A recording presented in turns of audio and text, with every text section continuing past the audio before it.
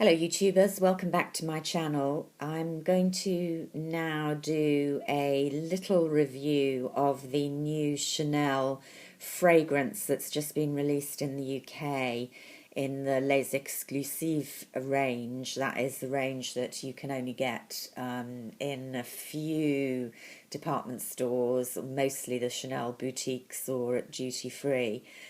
They've been doing this for a couple of years. They're hideously expensive but horribly addictive. And the latest release is called Misia. I think that's how you pronounce it.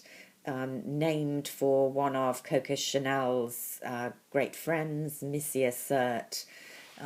If you are interested in the whole Chanel history and have read any of the books, you'll probably have heard of her. She was, I think, a musician, certainly an artist with a salon in Paris in the 20s. And so this fragrance is named for her and supposed to evoke that era. Now, I was lucky enough, well, not lucky enough, I bought it, a decent sized sample to try out because I'm very prone to having a few squirts in the boutique and deciding very quickly to get a fragrance and then finding it doesn't work for me long term. So I thought I would try this out a bit better. And I've been wearing it for a few days now, so I'm kind of in the mood to give my impressions of it. I should say, although I'm a great fragrance lover and I do own quite a few perfumes, love wearing them, I find perfume very difficult to communicate effectively about. I'm not brilliant at picking up all the various notes. And I think that's not unusual. Different people smell things very differently. And I find it, quite a lot of the descriptions of perfumes that you read or hear, it's a bit like wine. They sound to me vaguely pretentious because overall I can usually smell one or two, three on a good day notes of a perfume, and I just know whether I like it or I don't. So with those caveats in mind, I thought it might be useful just to give my impressions. This perfume is described on the Chanel advertising bump as to be for the free, modern, and confident woman. And I guess they might say that for pretty much all of their fragrances.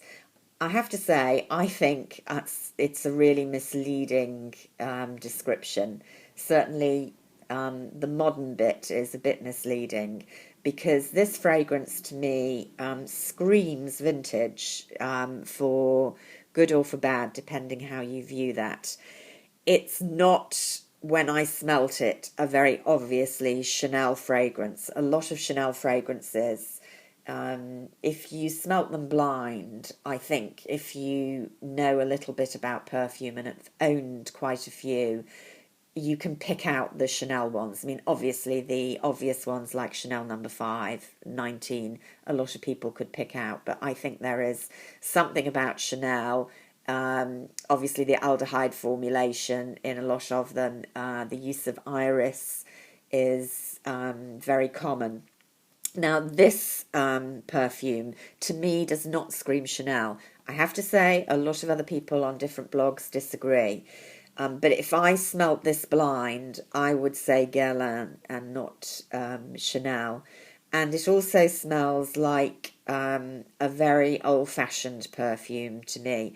Not in a bad way, maybe a modern take on an old-fashioned perfume, but this is not a modern fragrance. And the main reason for that, to me, is the violet. It is a violet heavy perfume. The notes are said to be, and they're described as powdery, and that's true. Notes of violet, orris root, Turkish rose, and rose with base of benzoin and tonka bean. Now, to me, it's definitely violet heavy. If I sniff really hard, I suppose I can get some rose, and I can get the kind of vanilla-y incense of the benzoin. but it's a violet-based fragrance, no two ways about it. Another reason I think I'm not the only one who has talked about it being more like a Guerlain fragrance. I'm actually saying that because I think it's got the kind of heaviness, not in a bad way, a depth really, that a lot of certainly the older classic Guerlain fragrances have. And they also have a distinctiveness that is not necessarily of our time. So that's why I think it's more reminiscent to me of Guerlain. But the other aspect is a lot of people say it smells like Guerlain meteorites, and in so much as they have a violet fragrance, that's true. This is a much more complex violet. So what would I compare it to? Always difficult.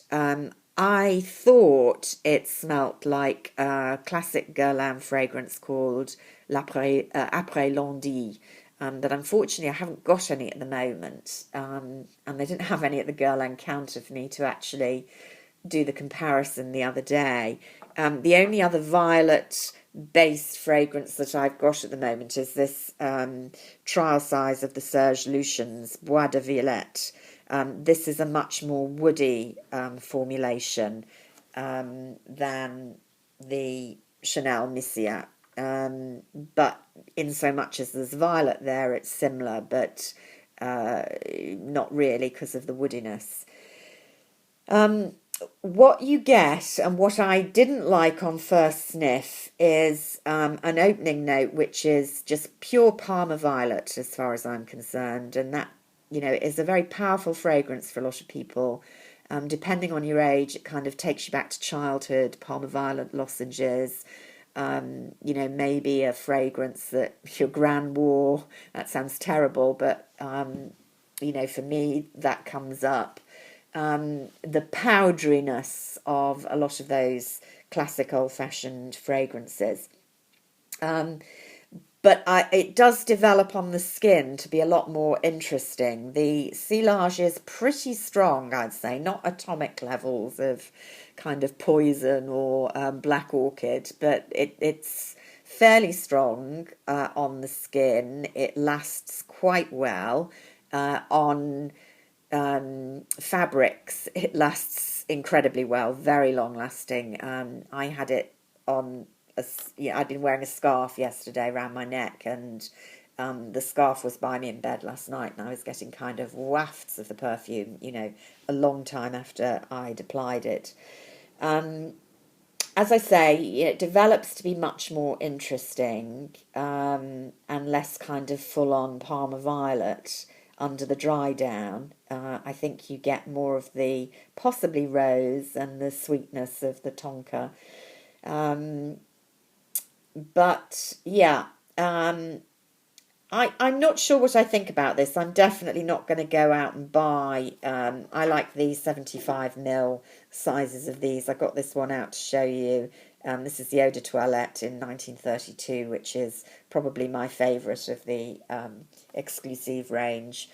Interestingly, the nose behind this one is Jacques Paul. She's been one of the main creators for Chanel fragrances since, I'm going to say, the 1980s, certainly a long time. Misia is created by his son. I think it's his first creation for Chanel. No similarities between these two, but interesting that it's become a family business now. Those are my thoughts about Misia. I like it, but not a lot. That sounds a bit flippant. I do like it, but not enough to invest at the moment in one of the whacking great bottles. But if you are a fan of violet notes, I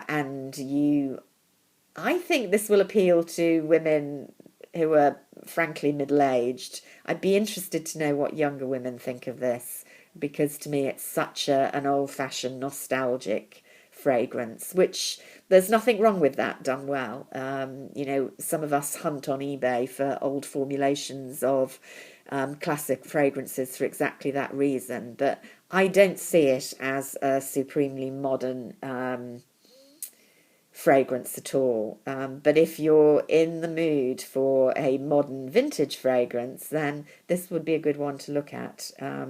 So I hope that helps. I tried to pretty up my video by showing you some Chanel pearl, not real Chanel pearls. This is a copy of a Chanel pearl necklace in honour of Misia Cert and good old Coco.